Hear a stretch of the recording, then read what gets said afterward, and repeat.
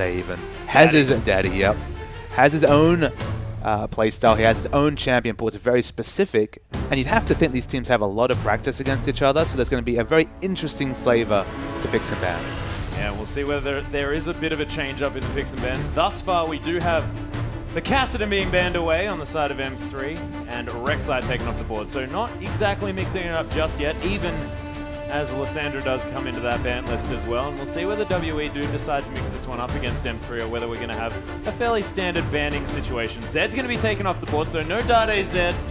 Everyone shedding a little bit of a tear about that one. That is always a pleasure to watch. Although last time we saw it, he was a little bit lazy on that champion, although still able to come out with a win in the end. He's still the only player right now who's drawing Zed bans. That's the important thing there, is that Dade, having him on your team, he's still drawing bans on champions that have been... So far we've had, what, 6 series so far today? Zed has not been banned or picked in any of them. So to have a person who has such a strong champion pool and so much familiarity on some of those champions, it's an extra, it's an extra notch in your belt. It certainly is. And Dade always a player to be feared, even if he is sort of not necessarily playing up to his former skill level. Civ going to be taken off the board. SDYZ not going to be able to have that one.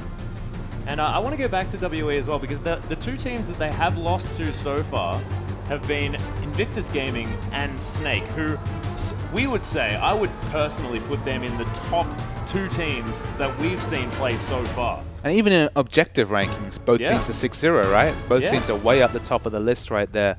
So I guess we don't really know what to expect out of this World Elite lineup, but what we do know is, Looper, he's played around with some off-meta picks. He's played around with the top Annie. That didn't really work out, but give him a carry top like Gnar and anything's possible. Yeah, it seems to me that if you let Gnar through, you're in for a pretty tough game. We have seen Gnars lose, but it has never really been the Gnars' fault.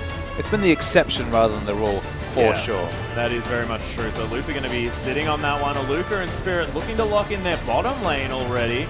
And that is very strange, considering the fact that, Jan has been left open, and they take away the Thresh, and they've got that Corki in there. Jarvan was also a thing that Spirit could have locked in as well. But Spirit, he probably doesn't want to play that. A little bit too meta for our Spirit. And the thing that's actually surprised me the most in picks and bans so far comes from M3. It's the banning of Sivir.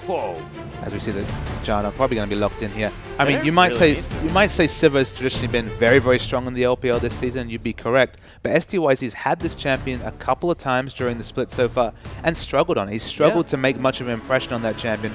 He's more known for those more selfish carries, those more hyper carry champions. And although Corki doesn't have quite that flavor, it's not the kind of support-oriented Sivir pick that he's really struggled with. So for it to be banned on the blue side, surprising.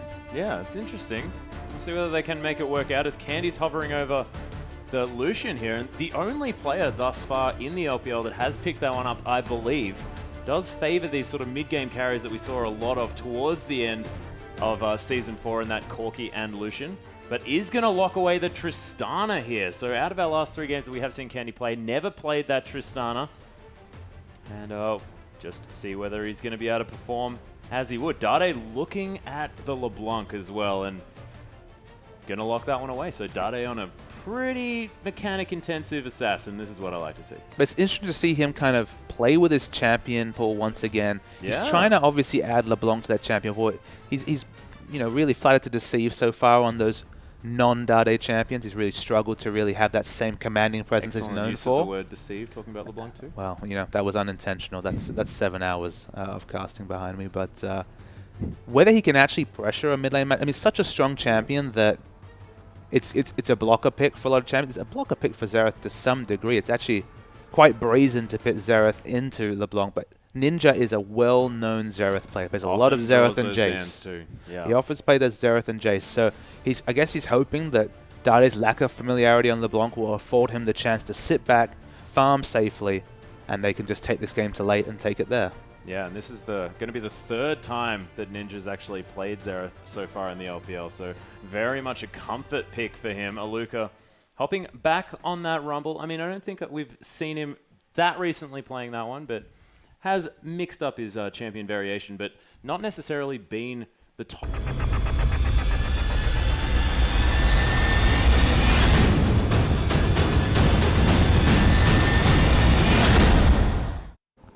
Welcome back, ladies and gentlemen, to the Rift with M3 taking on WE. We're going to start off with a brief pause so you can just have a look that we're still here. Hi, guys. A few technical difficulties, you could say, and with players joining the lobby, switching around players, stuff like that. Couple of issues, but we are going to be into the game ASAP, and hopefully our Chinese brethren are going to be able to get things sorted out. Worth noting that there was a roster swap coming out from World Elite here. It is not Conan, formerly Love Cryboy, as the support of World Elite.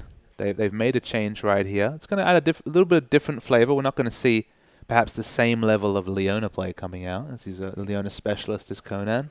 They're mixing it up and just using their extended roster, as we've seen from many teams so far in the LPL. Although UJ, actually a bit of a Leona player himself. And there's a bit of that extra kind of rivalry coming out. It's amazing how many of these players have kind of been around the scene and played between those World Elite Academy and World Elite teams as what was the name again, sorry? UJ? UJ was the former support of World Elite Academy, now M3, of course. He was laning with SMLZ, who I believe is the sub-AD carry of the current M3 lineup. So a lot of familiarity with his opponent today.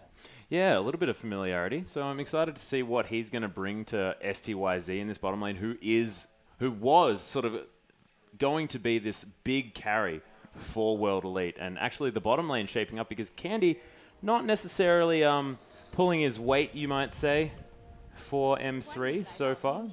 We'll see whether it can be the bottom lane of World Elite that can get us really going as far as a WE win on the board. But we are back on the Rift. Pause is over. And both teams just milling about around this river. Just keeping everyone safe. I feel like the two junglers have really doubled down on their roles in this game. Whoa. One thing that we have to mention straight off the bat is the fact that Looper has started with a longsword, ladies and gentlemen. You're really excited about this longsword. I'm really excited about this because I think that he may have mistaken the fact that he's on Gnar and thinks, in fact, that he's on Riven or Zed. Well, the one thing you can say about this longsword is that you know it's going to build into a phage. There's the potential for Brutalizer, but it's probably going to be the phage pickup that we often see. Maybe he's looking to opt into a 1v1 matchup and really just free harass from range on that rumble that Luke is playing here. Or maybe that's for the 1v2 and the easier last hitting. We can only speculate. Yeah, we'll see whether it is the decision. Of course, here in China, they have generally gone for that Brutalizer as far as that first pickup. Trying to, get that little bit of an extra early game power, but see whether it is that phage. And I do like that pickup, of course. It means that when you are in that mini-Gnar form, you just have so much maneuverability with that on top of that Hyper W for some extra movement speed after every third hit. But so far, it looks like the lane swap has been achieved here for M3. And Candy going to have some free time leveling up this Tristana. Yeah, it's obviously M3 opting into the lane swap right here. They don't want to deal with the Tristana versus Corki matchup. Going for the freeze too. As we'd expect. We did actually see a bit of full-on freezing rather than lane pushing in a 2v1 situation in the previous set of games, which was a first for China this season.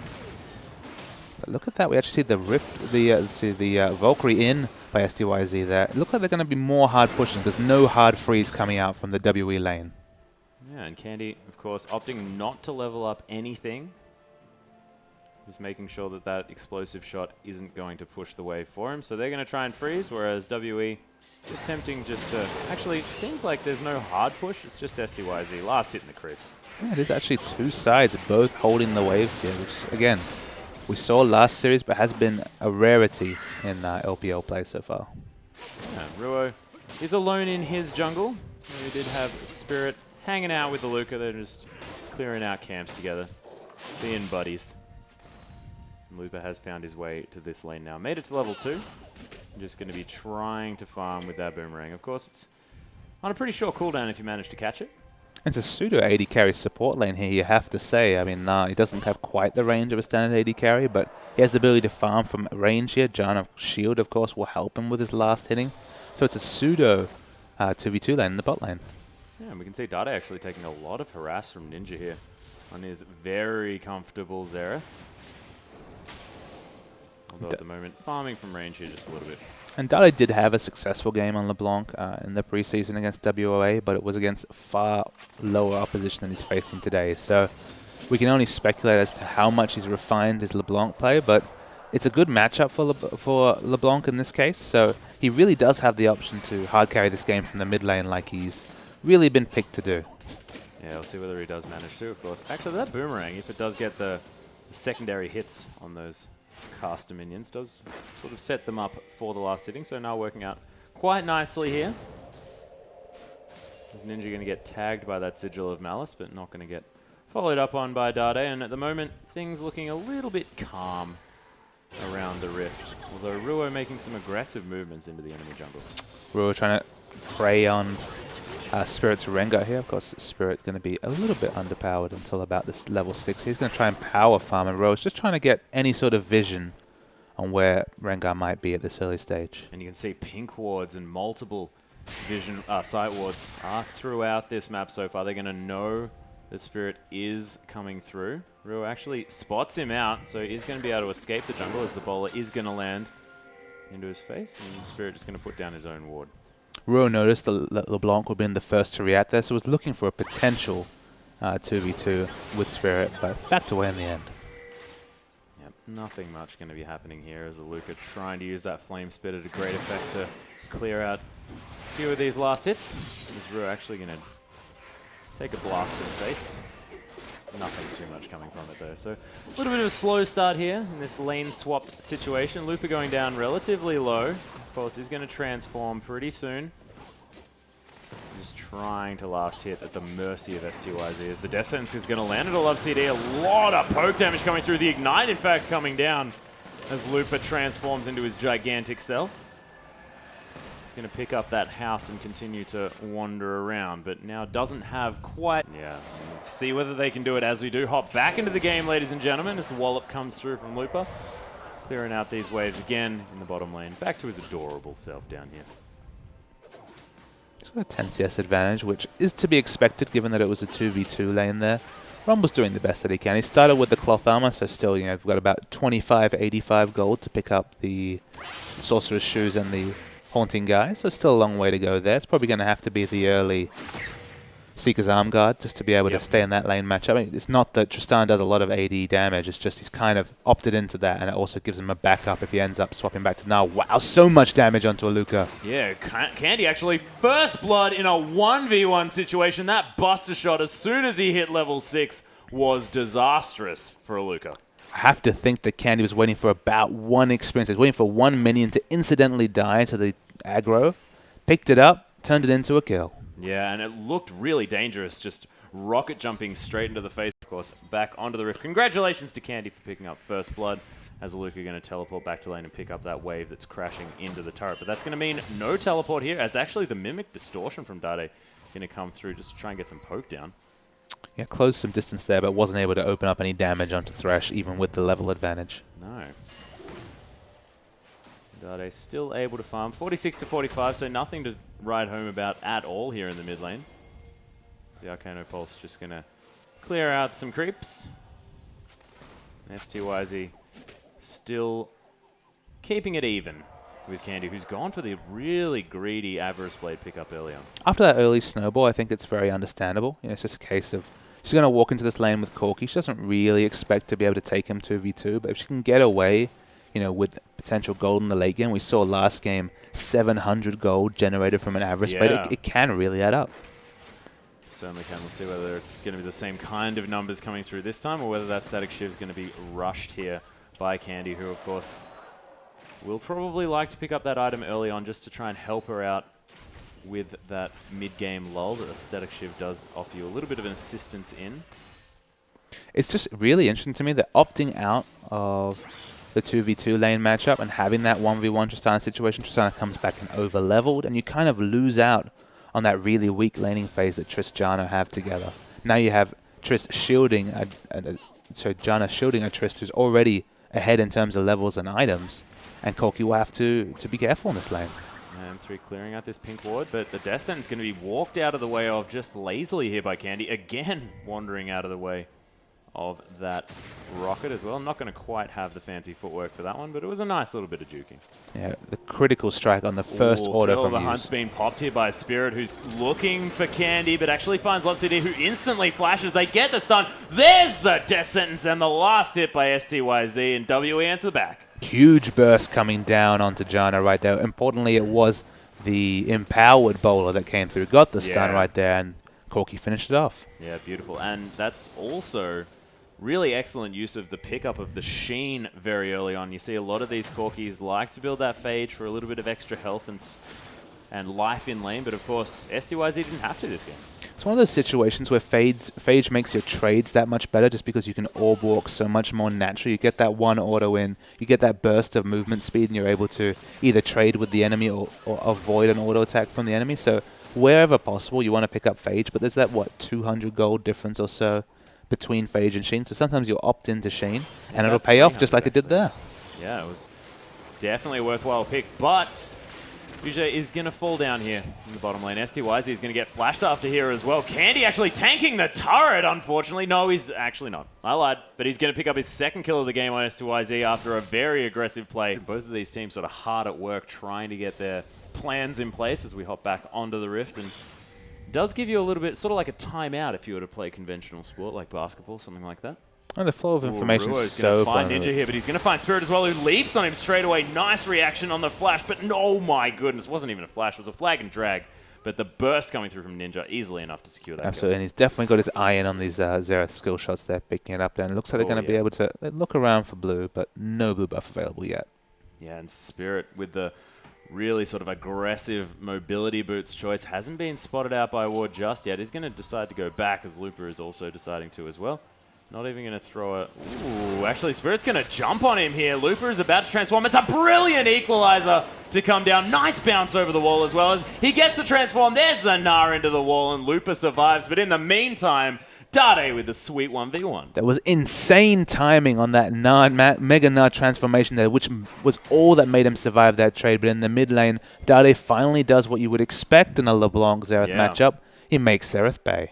He certainly does. And of course, Xerath with few of his abilities on cooldown after taking down Ruo. Well, actually, no abilities on cooldown, but summoner spells and the like. Candy looking around, probably just going to rocket jump over here and ignore the dragon at this stage of the game.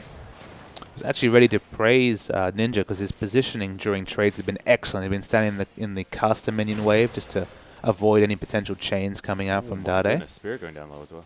Yeah, going down low, mostly in the jungle, but I mean, that's the LeBlanc. That's why we see so much power in this pick, is that with the movement towards Merlonomicon and away from early magic resist, Dade can do some big damage in the mid game here on the LeBlanc. Lands the stun here as well. There's the ultimate, and Ninja answers back yet again. Dade just unable to go back in time. Bloodthirsty mid lane so far. 2 solo kills coming out in quick succession. Yeah, 1 each here as well, and goodness me, you have to admit that Dade was probably a little bit overly aggressive or greedy maybe going after that last wave and was made to pay. Couldn't actually get back and get any mana. My impression is he's still testing the limits of LeBlanc, and his LeBlanc in particular. You know, obviously very happy with that solo kill. And the Arcano Pulse there as well. Doesn't get the flag and drag. I think he got his E down there a little bit. But Ruo going to go down incredibly low. Thank goodness that Rite of the Arcane not available, otherwise Ruo would have been most definitely dead. Looper going to transform here in the top lane and use his slower self in order to do some scouting. Just scouting around here. We still got the Thrill of the Hunt about 20 seconds away from coming off cooldown. Across the lanes, very even everywhere, I think. I mean, I guess a little bit of a surprise to see LeBlanc down in CS to a Xerath just because of how that matchup goes early. And the expected 12 CS or so advantage in top lane, especially after the 2v2 lane. Yeah, a little bit unfortunate for Looper, just dropping a pink ward and having it instantly removed there by Spirit, who had the Raptors let him know that he was in view of that one. He's going to take that away and then head back to base. This cannon creep going to be taken here. Looper commanding a lot of respect up here in the top lane. Aluka not wanting to come anywhere near him. CS advantage well and truly here for Looper by about 12 at this stage, but bit of a wave piled up here for Aluka to pick up on. Worth noting that this is probably going to be the latest first dragon today, you know, in the 7 games that we've seen so far. I mean, 14 minutes and no one's even posturing towards dragon. There's some defensive wards down from M3. There's really little to no vision by Ward Elite. They look like they're starting to posture there as we see Dade again trading with Ninja in the mid lane. A little bit poorly here, you have to say, as UJ just going to throw out a death sentence, but Dade going to dodge out of the way of that one. And it looks like World Elite going to be starting up this dragon. We'll see whether any answer is going to come through from M3. So far, nothing, as they time the backs beautifully here. World Elite pick up an easy, uncontested first dragon. Sometimes it looks so easy. You know, we've seen Dragons defended to the death, but in this case, they just saw the back timings coming through from Candy and Love CD and pick up the free objective. Yeah, and we like to think as well that M3 probably not wanting to go for the contest on that Dragon. Aluka's teleport was up, that equalizer was threatening. So they just don't want to risk the mid-game team fight that Rumble is just so good at. And WE's team comp doing what it's intended to do, is to pick up those early things. But here we go, Spirit's coming in. No, he's going to back out. It was a thrilling hunt for a moment, but not really going to find too much as Love CD. Spirit's just drive by. Don't even worry about it. He's going to wander past this pink ward, head back and pick that one up. That's a mulligan. He'll try again later. Yeah, we'll give it to him. Give him the mulligan on this one. Ruo going to be spotted by a pink here as well. He's going to not discover it. As the equalizer going to come through just to clear out this wave. Nice little cube harpoon. He gets hit by a boomerang, but Looper unable to push on this one as Spirit and Ninja both heading towards this top side of the map. Ruo might find himself in an uncomfortable position. Does have a level advantage, but is going to intelligently back right away from this. Knows that Ninja was nowhere to be seen. I think it'd be more than a little optimistic to be able to pick up a kill after being spotted by a pink ward there. Yuji actually roaming to the mid lane as well. Just leaving SDYZ on his own here in the bottom side of the map. Love City is going to find him here. And at WE looking like they want to make a play. Oh, nice chain landing for a lot of extra damage. There's the flag and drag as well, but immediately gets stunned. Dade does finish off Yuji, but they answer the kill straight away onto Ruo. Does bait out the teleport though, Aluka. Blowing that one and then heading straight back up top. So that's a big cooldown. And from World Elite's perspective, an excellent trading support from a jungler here. Oh, yeah. Trading up, STYZ taking a lot of damage in the bottom lane.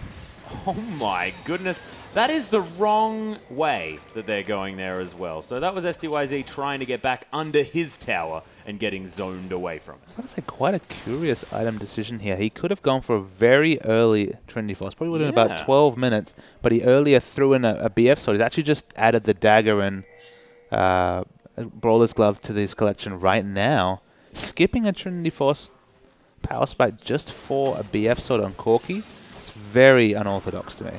Maybe he had like exactly 1550 gold.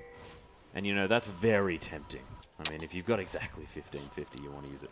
I guess it seems to me that actually it's just ridiculous. I don't know why you would. Yeah, I guess the thing that sticks out to me is just because of how strong the Sorcerer's Shoes Trinity Force pickup is, like the synergy between those two items and their mid-game power. Delaying your mid-game power spike against, you know, a team with Tristana, LeBlanc and Gnar on it, bit questionable to me. Certainly is. Looper going to finally be able to clear out this ward. Just slaps it with his hand. And he's been playing very aggressively as Looper. Nice use of that trinket in order to clear out that ward there as well. Remembered that it got put down while they had their last little skirmish up there. Saw some pings posturing for a dive here, but unfortunately just changing back into mini Gnar is Looper, so it doesn't have quite the same turret diving pressure as he would the other way. We see the equalizer coming out defensively there, trying to buy time. Buying time yet again as Ruo is going to Cataclysm here onto Spirit as he's trying to take his red buff. And Dade gets caught by the death sentence. Thankfully, after a distortion, was able to get the heck out of that one. It's going to be the turret falling down in the bottom lane, though, utilizing that a little bit of extra AD damage. And Spirit's pop through the hunt. Ruo, you're dead, buddy. He was on no health after taking that red buff, and that's going to be the red buff exchange complete as Aluka picks up that kill. Yeah, M3 really overextending here when there wasn't really any clear need for them to do so. They do pick up the turret, so one kill for a turret is a fine trade for M3, but they're playing a little bit sloppy after an excellent first few minutes. Oh, Candy rocket jumping really aggressively onto Looper here as he walks over a ward. Spirit coming through again. Incredibly fast is this prowling kitty. SDYZ has rotated around to this mid lane as well, so they want to try and clear out as many turrets as they can. World Elite now 2 for 2. Against M3, as far as those turrets are concerned. Still a little bit of a gold lead here on the side of M3. I really like the pickup of the Banshee Veil very early here. Ninja taking a lot of damage here in the mid lane. STYZ is going to come and defend his brother. Dade going to be forced just to get out of there using that distortion, but now showing a lot of power. Has a needlessly large rod on top of that Morellonomicon, so a lot of purple stuff coming through, and they seem to be doing a lot of damage. Yeah, and the magic penetration pickups come through for Aluka here. we still haven't seen the team fight equalizer come out. It's actually been lots of defensive minion killing equalizers being used so far. Luca hasn't grouped yet, but they are ahead in Dragons. 45 seconds till the next one comes out. Yeah, and Vision now getting put down here by M3. They don't want to miss out on the next Dragon, of course. Getting that first one so very, very important, as Candy putting a lot of pressure on this mid lane turret as well. Has that double item spike that you get with that Infinity Edge and that Static Shiv, but it doesn't protect you against Arcano Pulses from downtown coming through from Ninja. You saw that doing a lot of damage. And again, popping Candy here on this squishy Tristana. Really big pickup coming out for Luke. I didn't appreciate how much gold he was sitting on. Instead of finishing that Seeker's Arm Guard, a straight, needlessly large rod picked up. So this Equalizer is going to be doing insane damage in the next fight. Yeah, massive damage. Of course, mainly just needs that Haunting Guys and Sorcerer's Shoes, as you mentioned. But as the Dragon does spawn, Dade gets a little bit of poke damage onto Yushe. Let's watch this Gnar Rage Bar. It's about half, which is about... It's quite acceptable given the fact that there's no immediate structure coming out. He's going to have to really watch holding on to that Rage here, though. It's going to be the difference between the team fight victory and loss for this Gnar. Yeah, we do have M3 starting off this Dragon, but getting very, very scared at the side of that Corki, just thinking that they probably need the extra damage from Tristana, who's ripping through this Dragon. That's going to be secured here. Spirit's going to jump in, but he's really squishy, forced to flash away immediately. Usually they're going so low. Dade getting so much AoE down. Aluka going low as well. It's an equalizer nowhere to be found as Dade finishes off Aluka as well. Ninja and STYZ the only ones alive. It's a nice Arcano Pulse. Dade probably has to be careful, but STYZ not going to get tagged here. Ninja as well trying to get the damage through. Does pop the ultimate. I mean, the passive here coming through, but going to be able to take away Dade. Candy finally finishes him off. That's going to be multiple kills. STYZ, though, picks up Looper, and everyone's dying. Just a really messy fight coming out there to go 4 for 4. Really hard to dissect it. Probably need a replay to really take full understanding of what happened there. Important to note that the Dragon was secured by Jarvan, so he did pick up the second Dragon for M3, so at least get the objective snowball going, but when you leave it, 5-0-2 is this Tristana. Well, I think it's 1-1 actually on the Dragons now because, of course, World Elite managing to pick up one early on. Oh, the flash out! Candy with the sweet outplay, dodging the Phosphorus Bomb, which is a lot of STYZ's damage. And that's Candy with the 6th kill on this Tristana. And that's what was fantastic You're about correct. That last team fight. Absolutely, you're correct on both marks there. It was Jarvan picking up the Dragon. We did see his name come up and get the kill credit for that. And hilarious to me that LoveCD coming in Turbo Janna in the bottom lane. Oh, Not even needed with that sick outplay from Candy. Yeah, beautifully played by Candy. And going to be the player to watch here for M3. Really has his team on his back. Has finished off that last Whisper. So triple damage items coming through from Candy already. And this is sort of the trinity that you really want to see for maximum damage as well. I mean, it's worth pointing out, this is the trinity of AD carry items you'd want at 30 minutes of the game. Would probably be a decent part-time. 23 minutes for your completed build. That Tristana is just incredibly strong.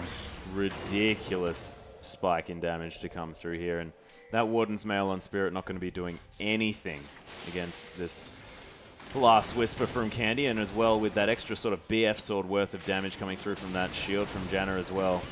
Really going to be cutting through these towers as we can see that middle lane outer turret going to fall down to the hands of M3 or to the gun of Candy. And this pink ward is going to suffer the same fate. And we can see now Candy level 13, same as Dade, same as the solo laners here. So that draw bead really starting to do some work as far as keeping that range up from Candy. Only a few more points. She's going to be level 18 and that's just going to be huge. Yeah, she's definitely the crown jewel of this M3 comp, and it's not often that Candy is the person looked at to carry for M3. It's usually those big solo laners. We talked about them so much time. They have so much hype, Dade and Lupa. And for once, Candy is really staking a claim that he should also be considered one of the strong carries of this team. This Tristana is just ungodly fed at this point. I mean, so far ahead of the part-time you expect with Tristana. As we said, skipped that mid-game lull. There was no mid-game lull. He's been on top ever since the early game and that solo kill on Rumble. Yeah. Looking fantastic here for Candy. I really like how Lupa wanders around his jungle looking for potential engages with that rage bar up as high as it can. Now come back to lane and you can see immediately turning into that Mega Gnar, so has control over when that transform is going to come into effect. So nicely played here by Lupa on this Gnar. We haven't really seen too much from him. does have a lot of magic resist on this guy with this double AP comp, almost triple AP comp if you can include STYZ. Is not going to be getting affected by that magic damage 1 iota with this Banshee's Veil and Hexdrinker. And it's one less spell that can be used to peel him off because of the Banshee Veil, of course. They've got Thresh, who's excellent against Gnar in a team fight. Probably one of the best champions for dealing with Gnar short of Janna. And the Banshee Veil does negate some of his strength in that matter. Yes, certainly does. You can see almost a 40 CS advantage here from Candy as far as this AD carry matchup is concerned. Only 6 CS in the lead is Ninja over Dade, who's been posturing for getting some picks here toward the bottom lane. Was spotted out by a ward just recently, but look at the pink wards. There's 5 on the map from M3 at the moment, and they just have so much vision control, and they're really starting to put all of their pressure forward, and WE doesn't have a lot of control over their own jungle at the moment. They're running that sub-jungler, as we mentioned before, and they really seem to be struggling for it. Dade goes straight in. Mimic Distortion straight into that brush, finds 2 members, and then gets the heck out of there using his original Distortion. Nice movement from Dade and spotting out some people and getting some damage down. Yeah, very, very slippery as that LeBlanc. Can't keep her down. Certainly can't as M3 rotating around yet again. Candy using that rocket jump just to get across the map even faster. I mean, the level of wards on the World Elite side is pretty unacceptable. Like they have a couple of very, very defensive wards down, but they're basically saying both your buffs, both our buffs are free for you guys to pick up against a Tristana late game comp. And I think they just need to focus all their efforts on just trying to get the Rumble Wombo initiate that they can get in the mid game, because if they miss out on that, it's not like the late game is really going to be any better for World Elite. Yeah, and they've got a Luca who now has that Zhonya's Hourglass, can turn into that golden flamethrower, just standing in the middle of everyone without any answer to that flame spitter, but falling behind on the CS, almost 40 behind here as far as our top lane matchup is concerned, and not really making the impact that he wants to. Giant's Belt has been picked up by Looper as well, so getting monstrously tanky as Thrill of the Hunt has been popped. Arcano Pulse is going to throw some damage through, but look at the wall of pink wards here from M3. Spirit is going to come in. Flag and Drag is going to get him out, but look at that damage from Dade. Teleport coming down from Looper. They want to start something up. His Rage is getting very, very high as a nice Howling Gale comes through. It's a decent equalizer, but Dade is going to take down Ninja straight away. Spirit is very low. Looper is monstrous in here. Candy now getting the resets. That's 2 already. Yujay, you are dead. Another rocket jump to come through, and Aluka, the last man standing, and M3 only losing 1. We wondered out loud what would happen if you gave up all your resources. You sacrificed your buffs, you sacrificed vision to a Tristana comp, and we got the answer to it right there. Even though that was a picture-perfect equalizer coming out from Aluka, there was no other damage on his team to capitalize on the low health bars. They all look very healthy right now. They're going to take Baron, and I can't see a way back into this game for World Elite. Yeah, and look at how much damage Candy's doing as well. I mean, this Baron falling down so fast for 25 minutes into this game.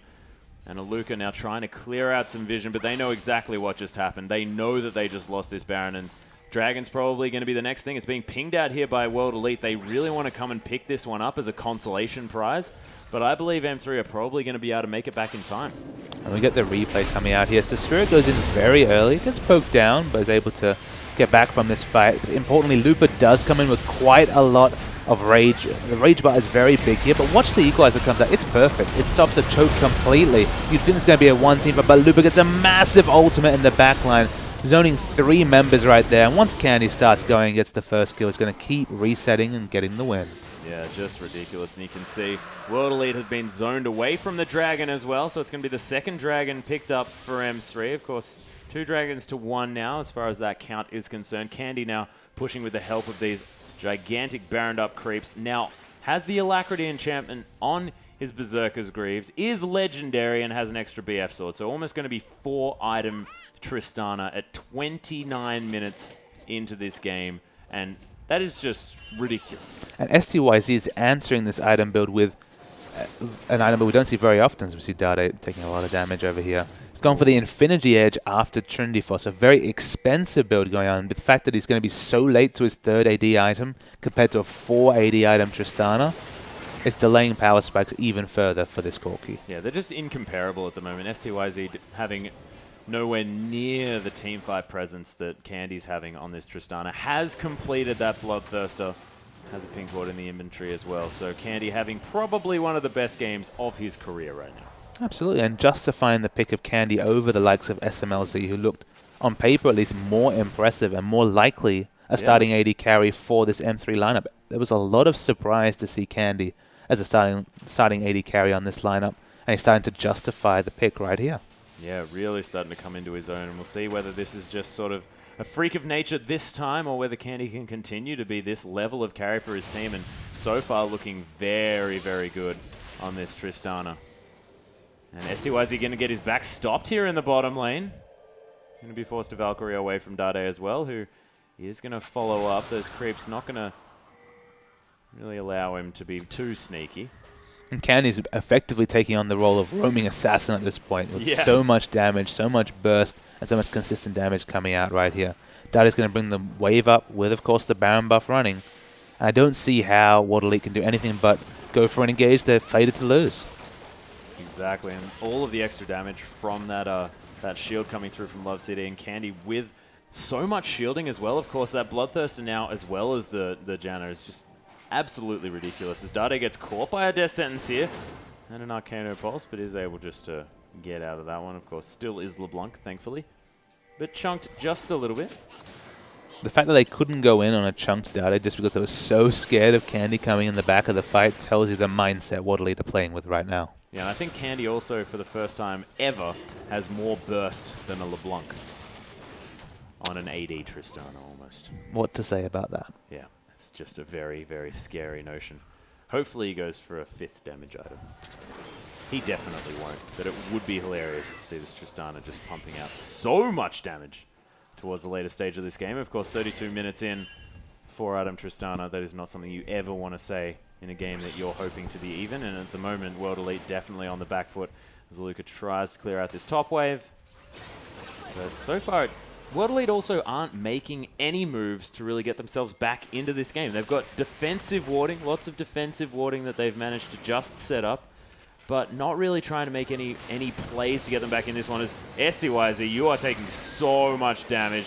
Last couple of crits, and that is an easy 1v1 for Candy. They're probably going to need to expand that defensive warding whenever Candy's in the area, because he's functioning as an assassin, like we said. And it's one of those situations where, let's say the roles were reversed. You could see M3 sitting back, giving up the minimum and trying to get their Tristana farm. That's just what you do. But in this case, where you're the Tristana team and you're the ones who are starving the enemy out of resources from a mid-game AD carry and a mid-game top laner, it's not ideal. Oh, Dade actually getting caught there. Nice Mikhails to get him out of that one, and he's gone aggressive. Ninja gets eliminated, and they're going to transition this one into an easy inhibitor turret. Look at how quickly it goes down with this Tristana with so much damage. I don't even know whether they're going to stop pushing, as we have a Meganar here with a Warmog's armor. And so much damage potential. There's a Nara onto Yushe in the Nexus, of all places. Candy's going to be able to lock down that Nexus turret. The Wallop going to come through, not going to get any stuns, but look, half the health of STYZ in one critical strike. Spirit now is going to be the next target. Dade comes in with a lot of extra damage. There's going to be an unimpressive equalizer, not really doing all that much. Ruo does take a bit of damage from that one, but not really much to be written home about, and they're going to go to town on this next inhibitor turret in the bottom lane. The inhibitor probably going to be safe for now as World Elite try to muster themselves together, but wow, M3, what a power play. And they could have tried to ride their luck and finish the game there, but smartly backing off. There's no reason to take any huge risks. I mean, they're probably not too concerned about even giving up a couple of kills here just because of the amount of power on these late-game scaling champions they have. World Elite, all they can really do is take stock, keep pushing out waves, and if I was them, I'd be using this time to communicate between members and really work out a plan for next game, because it's looking very unlikely they'll be able to come back in this one. Yeah, and that was just a full Banshee's Veil being picked up by Candy, so every single item completed. Hasn't switched out the trinket yet, and that's about all you can do as far as entering that shop is concerned. This is a completed Tristana, and that is almost the last nail in this World Elite coffin, because I don't think they're going to be able to do very much against this Trist. Well, 70 CS advantage, 905, so about triple legendary as this Tristana. She's feeling pretty good about herself. Definitely. The KDA looking pretty nice at this stage, you could say, as Dade takes his blue buff, going to distort over this wall and clear out this top wave, being a little bit of a 1-3-1 split push situation as they wait for the ever-important Baron to come back up. and their final push to be attempted in this game. World Elite have grouped up together. They want to get something. Thrill of the Hunt does come through. It's a nice Howling Gale to come down. Love City, he's going to go down straight up. The teleport to come through from Looper.